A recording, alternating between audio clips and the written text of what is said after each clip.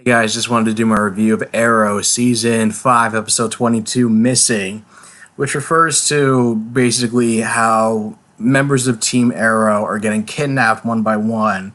And this is after they just feel like, oh, Chase is in prison, the city's not under siege like it has been like the last four seasons, and actually getting to celebrate Oliver's birthday at Felicity's apartment. But then of course they realize that Dinah and Dinah and Renee have gone missing, which is why the latter missed his hearing to regain custody of his daughter. And then Curtis goes to the apartment, to Dinah's apartment, to see what happened, see what's broken into, and then he gets kidnapped. And then Diggle realizes that this is part of Chase's plan to get caught and getting picked off one by one. And even Chase says that was his plan. That was his initial plan. He's even sending Black Siren posing as Earth One Laurel Lance to kidnap Quentin and Thea. And even though Thea tries to warn Quentin about the deception, Quentin is fool enough for them both to basically get knocked out by Evelyn.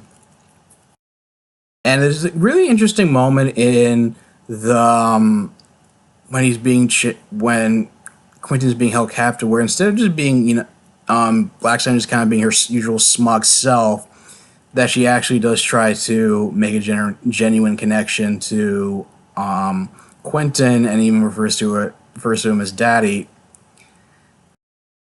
Addresses, even though Quentin's just pissed about the deception, saying you're not my Laurel, and he says that I owe it to Adrian Chase for freeing me, and that part of the deal was that no harm was to come to Quentin, at least and it just seems like it makes you wonder.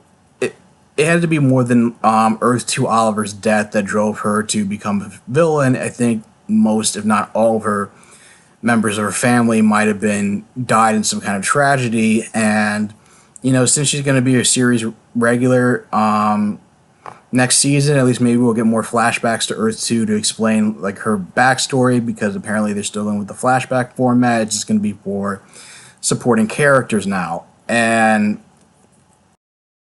then of course, because and then eventually Diggle and Felicity get kidnapped because they see, I guess, I don't know if it's supposed to be Talia or like one of her acolytes, like standing in the middle of the road, like ready to attack. So they try to run over one person over with the car.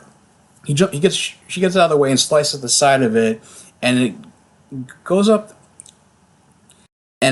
this and ends up like crashing into a nearby truck in like a construction area, and like there's like a mini explosion. Then all of a sudden, like something that should have killed them, they were like walk out of it and be totally fine, but they still get kidnapped. And Malcolm Merlin comes out of hiding to assist Oliver in finding Thea, even though, and Oliver is reluctantly does so, even though he talks about how pissed he is about Malcolm giving up his son to Damien Dark.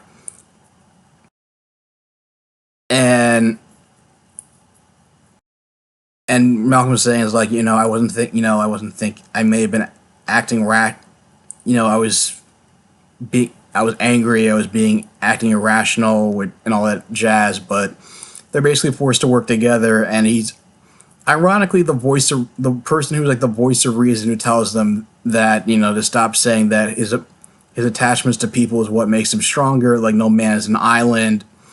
It's like you try to do it, go at it alone, but you can't. And he says that it's sad that it took a sociopath to make you realize how important the people are in your life. And because like almost everyone's been captured and been taken to Lian Yu,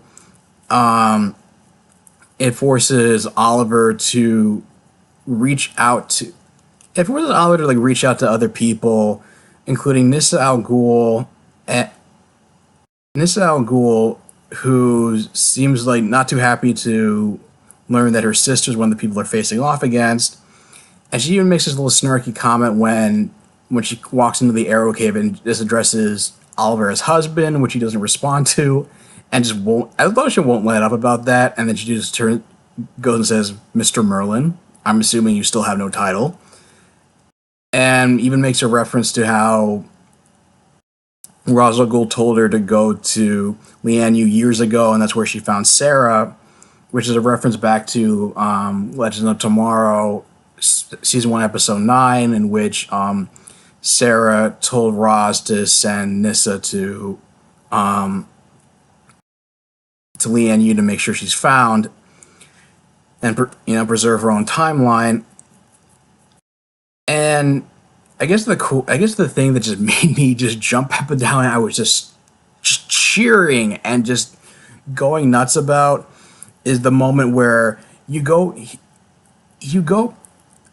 Oliver goes into the Argus prison where Slade's being held, and you do actually see Manu Bennett himself saying, "Hey kid, glad to see you came back." And I was just jumping up and down and just like geeking out, because Stephen Amell and Mark Guggenheim both said, welcome back, Manu Bennett. He was coming back for the finale. Manu Bennett was just, on Twitter, just constantly saying, "I'm not coming back for the finale. Like, stop asking. Like, I don't know what the fuck these guys are talking about." And I just thought, okay, maybe he's going to do some voice work, and then they're going to put a stunt guy in the costume, and because, he has his own show, the Shannara Chronicles, and then which films in New Zealand, and then of course he did have a falling out with the producers over creative differences. But to see him like in the flesh, he's going to be back for the finale. He's back for this and the finale, and then there's going to be like Oliver's basically assembling his own kind of suicide squad of sorts, basically to help take on Adrian Chase and Talia and Black Siren, and I just feel like this is going to be like an all no holds bar epic showdown between this team, this new team Arrow's form and Team Prometheus. So I'm just looking forward to that, and I just thought it was a great standalone, also a great setup for the finale, and I'm glad they're doing something different than making sure that the world, the city's at siege, and that they're just trying to have it take place in Lian Yu and how everything comes full circle with the last 5 years of the show and the pilot and whatnot.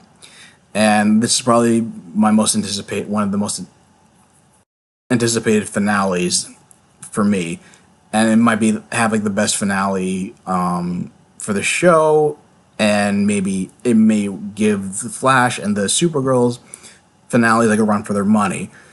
What do you guys think? What are you most excited to see in the Arrow season finale? Leave your thoughts in the comments down below. If you like this video, like, share, and subscribe, and I will talk to you guys soon. Take care.